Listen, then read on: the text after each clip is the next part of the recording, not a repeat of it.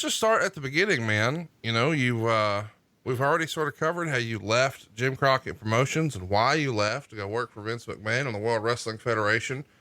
Well, that doesn't take very long. You have a 1-year run there and then decide, maybe I've had enough of this. You've briefly touched on it before, but talk me through the process of making the decision that even though we like, you know, the idea of working with the WWF, maybe in execution, not the best fit for you. Yeah, we should probably go back and start with the conversation, the initial conversation we had sitting out by the pool with Vince. And he informed us that he definitely wanted us. He made us feel really good about ourselves during that conversation. He had all the facts and figures in his head. And, you know, he said, you guys will bring credibility to my company. And that made us feel good. And he didn't have any wild ideas as far as costuming or any of that. So we felt very good about that. And he said, guys, I don't have guaranteed contracts, but my word is good. And I guarantee you guys will make more than you made with Crockett. And we didn't have anything else to go by. So that's basically what we had to go with. And we came in and we got to wrestle all the top teams, and everything was going good until we kind of checked the figures at the fiscal year. We were about 50 grand behind at about the 8 month mark. We're 50 grand what we had made with Crockett behind. So we asked for a meeting at TV. We went in and we reminded him of the conversation. We also told him where we were financially at that point in the fiscal year. He got this look on his face like he wasn't aware of that. Well, maybe he wasn't. And he said, okay, guys, I remember the conversation, and give me some time to sort through this, and we'll get together at the next set of TVs, which was 3 weeks, as we've discussed, later. So, you know, we went back to work and thinking everything was going to be made right. So let's talk about that. You know, it is a different era, you know, and I know some of our younger listeners are going to think, what, 3 weeks? But it's not like he could send you an email or send you a text or call you on your cell phone. You know, your method of communication was a lot different back then. And even if he mailed you a letter at your house, it's not like you were home to get it. So in a weird way, meeting you at TV was just par for course at the time, was it not? Yeah, that's where any beefs you had, you couldn't resolve them. You know, you didn't want to call the office and bug them up there. That's just one of those things that, you know, if you were one of those guys that called the office, you were stooging or something of that magnitude. It wasn't that you were just calling about your business. It was just, there's a bit of a stigma that was tied to that. So I didn't feel comfortable about that. And if you wanted to get anything resolved, you had to wait. It was like common knowledge. Okay, at TV, get a meeting with Vince. And Vince had a lot of meetings with guys at TV. So after he promises to sort of square up with you and figure out what's heads or tails, and just assess where you've been, in 3 weeks, you guys go make your loops, and then you and Tully show up to TV and... Well, I walk in the door with a mile wide, you know, smile on my face, thinking this guy's, you know, going to cut me a $50,000 check, get us up to where we need to be. We set up a meeting for the day. We go in. Vince is putting on his gym shoes. He's got on his sweats. He's getting ready to go out and go work out. Yeah, come on in, guys. I got time to talk to you right now. And so here's the way it went. He said, you know, check the books, and you're right about that. You know, if you guys will just hang with me, I'll make this right down the road, and we'll get you where you need to be and everything. And yada da da da and da da da da da. And that's where we came up with the way to make it right is to cut us a check today and get us up to where we need to be, at least at the same pay scale we were on the year before with Crockett.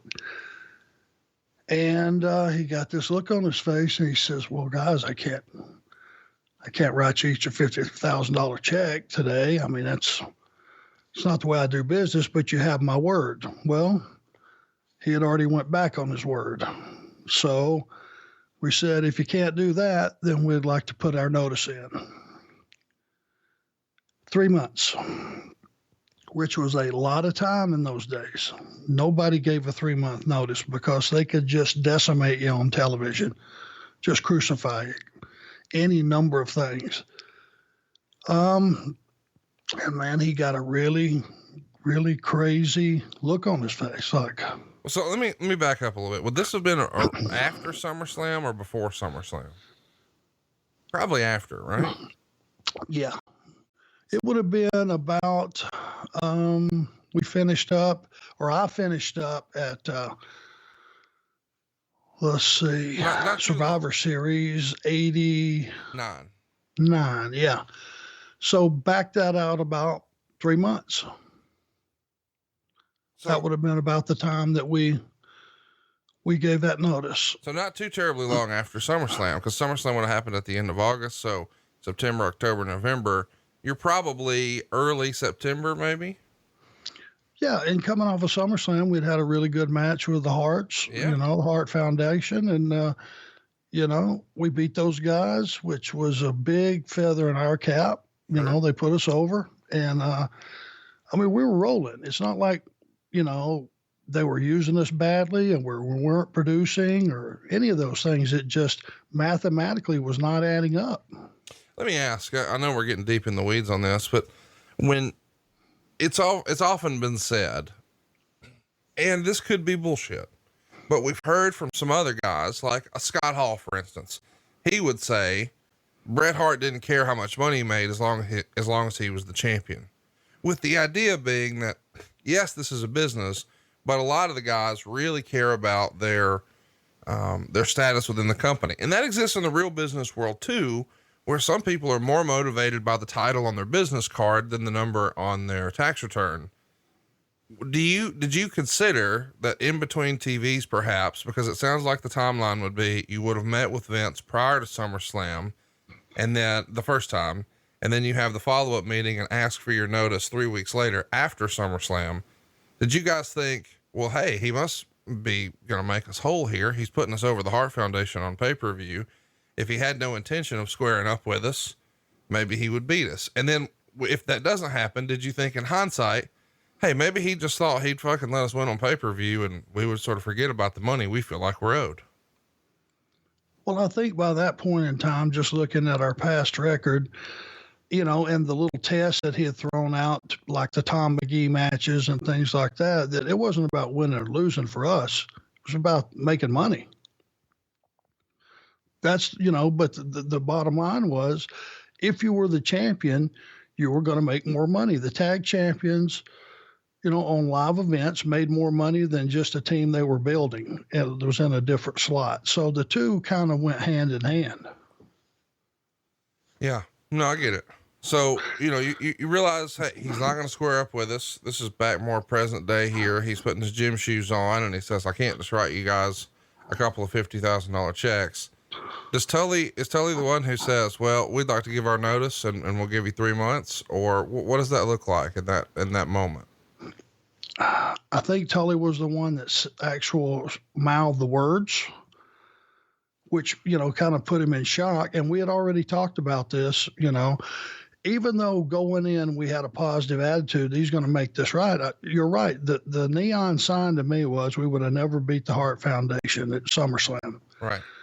If he wasn't going to, do right by us. So we went in there, tippy-toeing, thinking, well, okay, today's going to be a good day. And it just kind of gut punched to both of us. But just like we told, Dusty the night that we were leaving, we had our B plan and we were going to stick with it.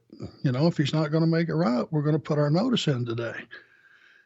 And during this time, come to find out, after this meeting broke up and we talked to a few people in the next day or next couple days, and Um, Everybody's money was down. We didn't know that. And there was no reason for it because business was good. You never knew, and we never found out just why during that particular time everybody's money was down. But when we told him we want to put in our 90-day notice, he looked at us and went, "Oh, okay, guys, well, do me a favor. Give me another 3 weeks." We didn't say that. He just said, "Give me till the next TVs to resolve this. I don't want to lose you guys." Okay, we'll do that. And as we got up and started to walk out, he started pulling his tennis shoes off. And I just kind of glanced at him and he went, "I can't go to the gym now." So at least he gave us, I think it was general concern that he was going to lose us, because him not going to the gym was a big deal. Right. And it was a huge deal because that was something he did every television in the early afternoon. So, we at least knew that we had had some impact. And when we walked out of there, you know how it is. You tell one person, they tell a person, somebody else tells a person. All the Brainbusters put their notice in. There was a little bit of a buzz around. Right. Well, you saw the line start to form outside of Vince's office of guys that were disgruntled, come to find out, that wanted to leave. Well, the contract that we had signed with Vince, which everyone had signed, which this is almost so ridiculous, nobody would believe it, but it was for 10 days of $150 a day. That's all he guaranteed you in a year's time. So $1,500 was your contract value. Correct. Okay. Wasn't worth the paper it was written on, obviously, but you would have to get a lawyer and fight it. And you know how that goes. His pockets are deeper than your pockets and all that. So you were kind of stuck with it. But when that line kind of formed, and I don't even remember who was in that line, but there were some disgruntled people that their money was down too.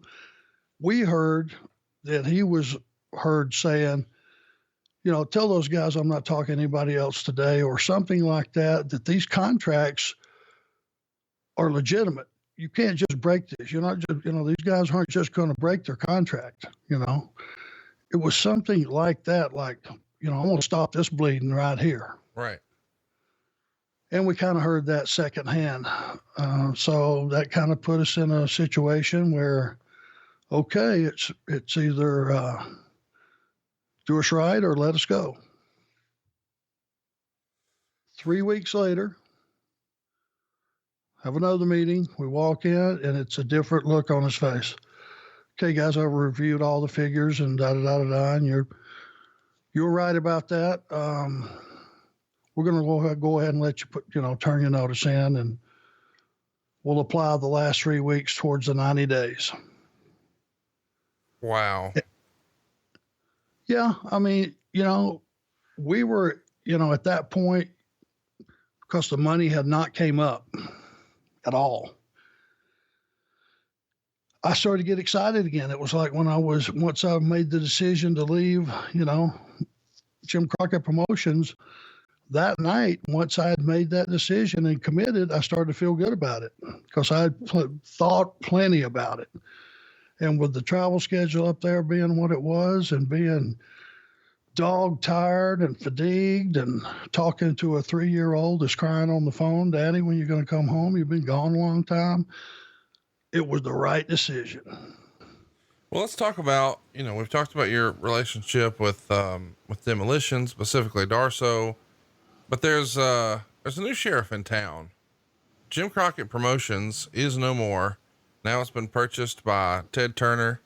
He's rebranded it World Championship Wrestling. Dusty Rhodes, instead of being sort of the top booker, the guy you gave notice to, now he's actually working with you in the WWF. And instead, a new guy is riding roughshod named Jim Herd. And his tenure, I think, started in January of '89. What were you hearing through the grapevine about the opportunities, or what was different? you know, you were probably still talking to Ric Flair, I would guess. Were you in touch with anybody else that was still in Atlanta? Well, let me just say this and then let me back up for a minute, because the cleverness and cunning of Vince McMahon is unprecedented, unchallenged. And I'll get to that in just a second. He's in a league by himself.